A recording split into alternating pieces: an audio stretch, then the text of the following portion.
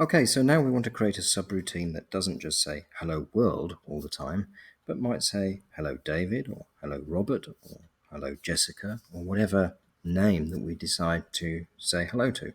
So to do that, we need a parameter. So let's say def, and we're going to call our subroutine say hello. This time when we got brackets, this is where we put our parameters. So the parameter that we're going to have in here is actually a variable, and that variable can be of any type, like a string or a float or a boolean or whatever. And this time we're going to have a string, so we can say hello David, and David is of course a string. So what should we call that variable? We're going to call it perhaps a name. So we're going to okay. So say hello a name. So whatever a name is will be printed. So what we're going to do now is we're going to say print, and then the word hello, and then followed by the name that's given. So this variable that we've got in as a parameter and this are the same thing. In essence, what's happening is that we create a variable, a local variable to this subroutine. So this subroutine has got a local variable called a name, and we can use that parameter within the subroutine, which is what we've done here to say hello a name.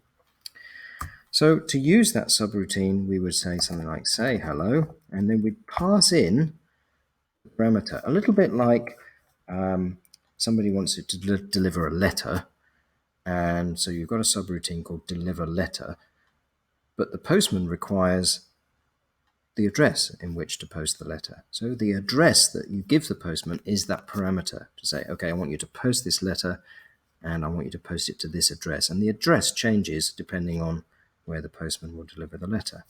In this case, a name is our parameter. So we're going to say hello, and let's say we could say David. Okay, so there we go. Say hello, David. That would obviously, let's just run and see what that does. Let's run that. So it says hello, David at the bottom here. But we could use that subroutine again. So we could say hello, Robert. If we run this now, we get hello David, hello Robert down at the bottom here. Okay. What we could also do, of course, is ask the user to input a name. So we could say,